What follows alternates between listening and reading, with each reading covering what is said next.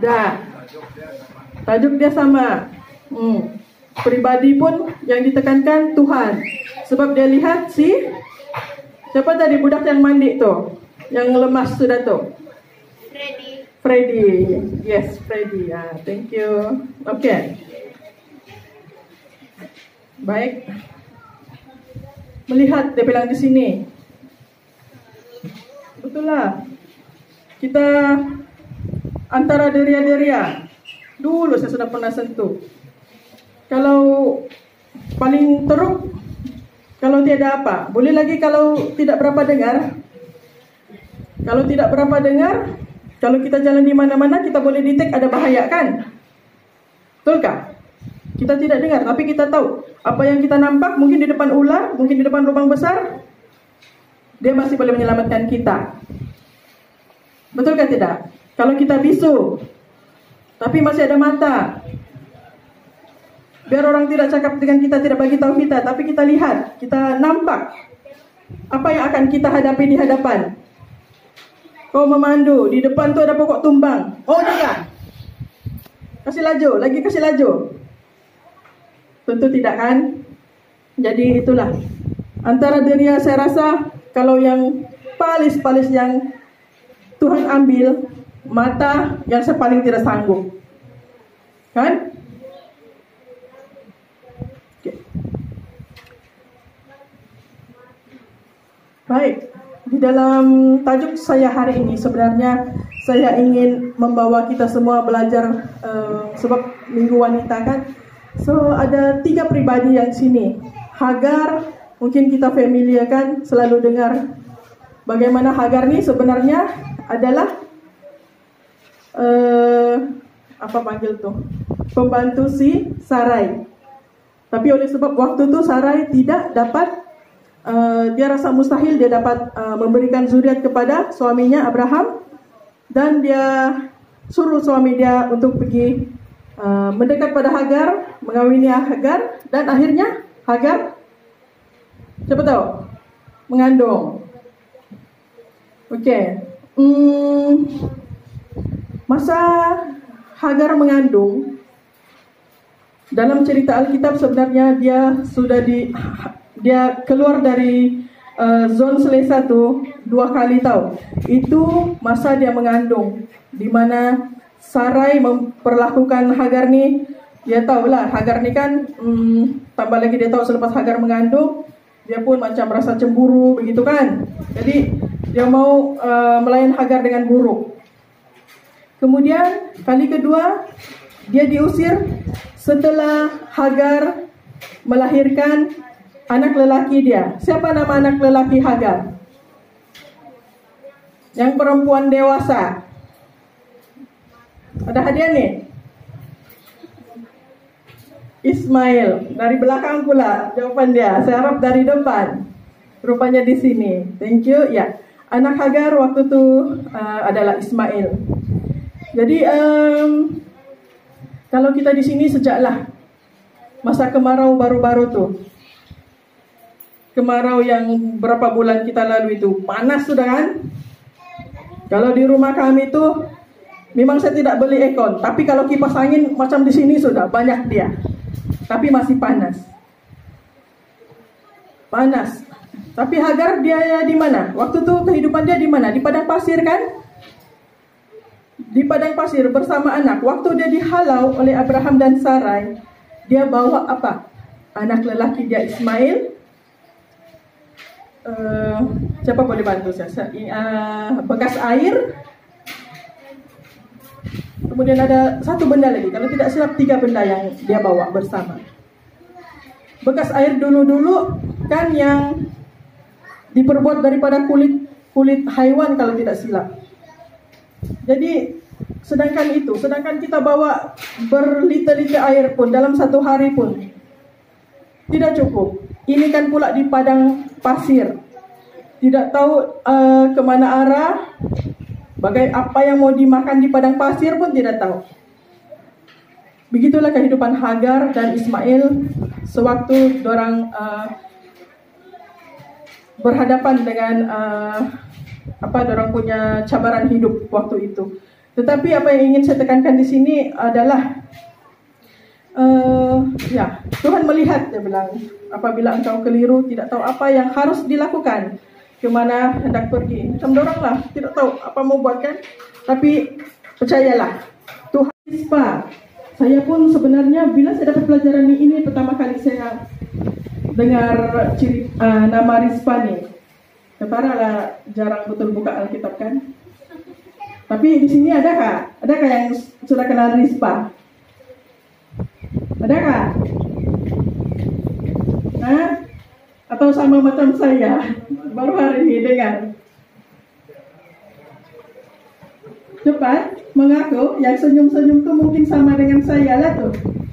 Kan? Nanti disuruh kau senyum-senyum. Pernah kan dengar? Oke. Rispa dalam cerita dia ini, dalam gambar ni lah, Rispa merupakan istri kepada Raja Saul. Betul tak? Oke.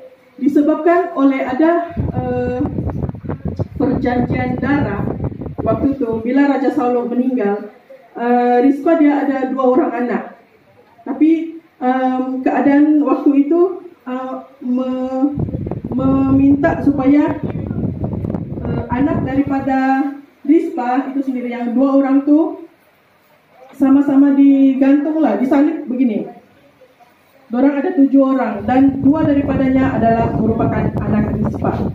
Tapi apa yang mau diangkat daripada cerita Rispa adalah Rispa merupakan seorang ibu kepada 2 orang anak ini. Bayangkan, semasa selesai sejak macam anak dorang disalibkan, anak dia disalib. Bayangkan dia sanggup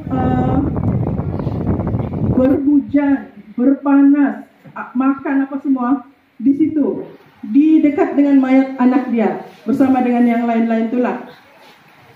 Kalau di zaman dulu-dulu kita mana ada tuh formalin tuh yang kasih awet-awet tuh, kasih awet-awet pun tetap beberapa hari akan mengeluarkan bau juga kan, akan mulai kulit kita bereput, membusuk begitu kan. Tapi itu adalah yang apa yang Rispa lalui. Setiap, tidak kiralah mungkin waktu itu hujan, mungkin dia juga memakan masa berbulan-bulan.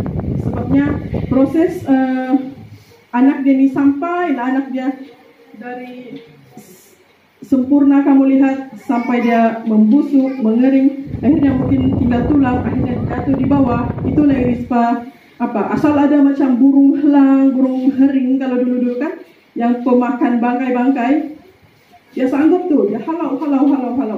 Ataupun binatang buas yang dari bawah. Bayangkan, begitu kasihnya seorang ibu, dia sanggup untuk di posisi ini dia melihat anak-anak dia.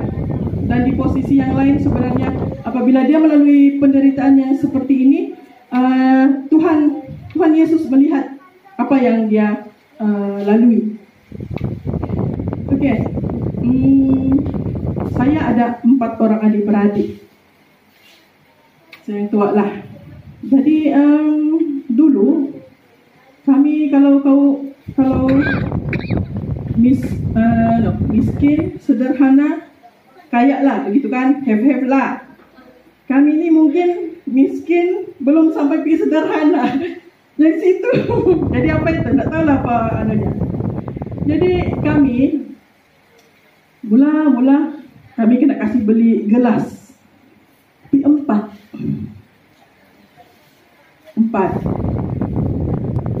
Belum tahu lagi kan apa guna tu gelas. Okey. Bila kami sudah besar sikit, dia tukar 3 mangkuk. Mangkuk besar dia beginilah. 4 juga mewakili kami 4 adik-beradik sebenarnya. Tahu untuk apa? Kalau dari saya balik dari kalau sana di Tawau, kami bilang Tanjung. Kalau dari Tanjung itu maksudnya dari bandar lah tuh. Jadi bila dia balikan, padahal dia dibawa diplastikan, kami tidak tahu. Mungkin kanak-kanak kalau sekarang mungkin lari, mungkin dia mendapatkan plastik itu. Beza dengan kami. Kami lari pergi dapur, ambil apa? Mangkuk. Kalau dari saya beli rambutan, 1 ikan, 4 lah tu mangkuk di depan, dia bagilah kami. Kalau terap dia buka, nah, ambillah biji-biji. Begitulah kami dulu-dulu. Tapi ada bagus juga kan? Melalui itu mungkin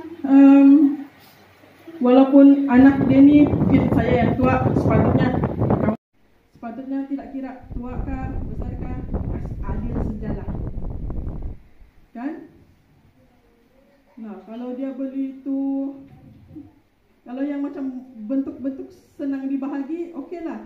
Langsat senang dibahagi kan? Jadi kalau ada lebih, dorang punya lah tuh. Nanti dorang lagi berbagi dua.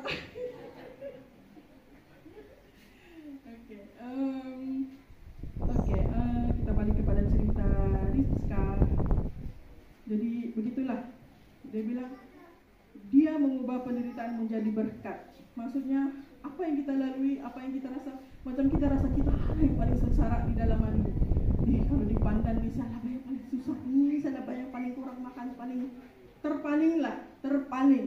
Tapi jangan lupa, kau sudah kena bagi umur panjang.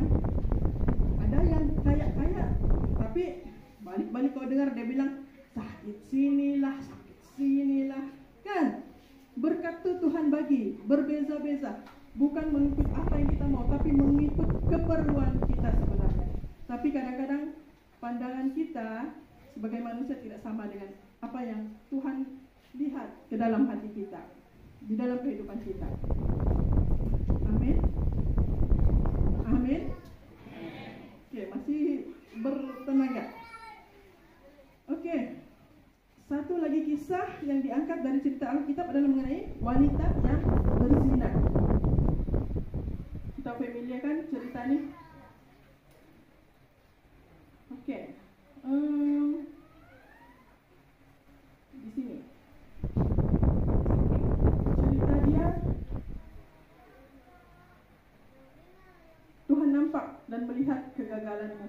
Maksudnya kekilafan kita lah sebagai manusia.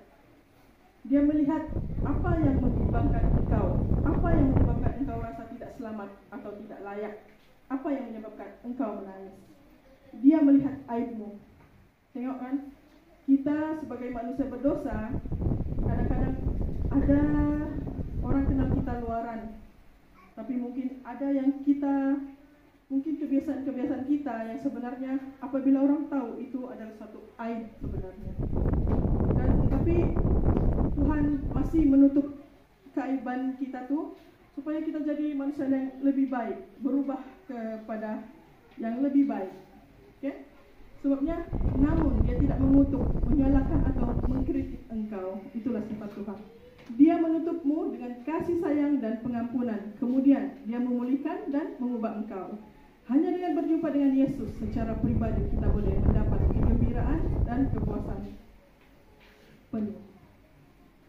Okay.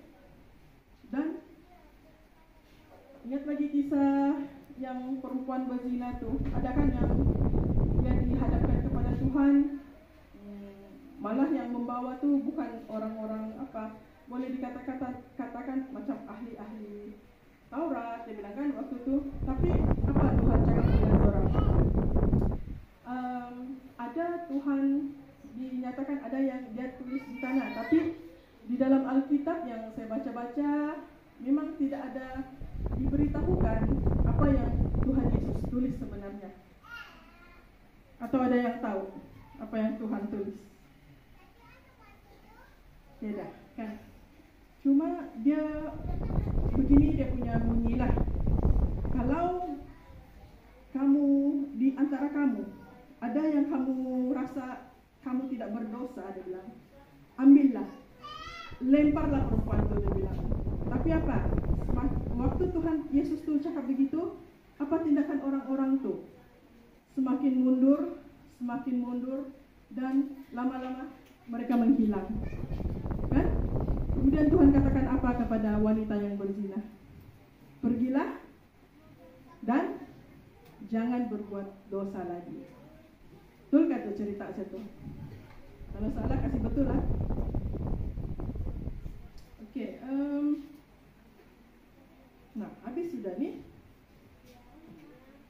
Oke, sebagai penutupnya, Allah yang kita lihat sekarang ini hanya seperti bayangan kabur pada cermin muka. Tetapi kelak kita akan melihatnya dengan jelas. Sekarang apa yang aku ketahui belum lengkap, tetapi kelak aku akan mengetahui semuanya, seperti Allah mengetahui segala sesuatu tentang diriku.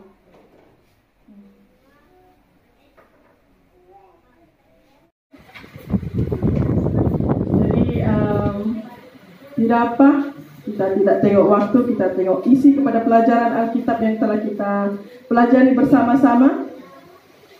Semoga apa yang disampaikan melalui pelajaran ini kita boleh praktikkan di dalam kehidupan kita, dan kita mesti sentiasa beringat ada yang sentiasa memperhatikan kita, ada pribadi yang sungguh besar yang sentiasa memperhatikan kita, melihat segala kebutuhan kita di dalam kehidupan ini. Walaupun kadang-kadang kita manusia, kadang kita rasa bila kita diuji ataupun melalui apa saja yang kita lalui di dalam kehidupan, kita rasa sangat berat, sangat apa, tapi yakinlah Tuhan ada untuk setiap kita.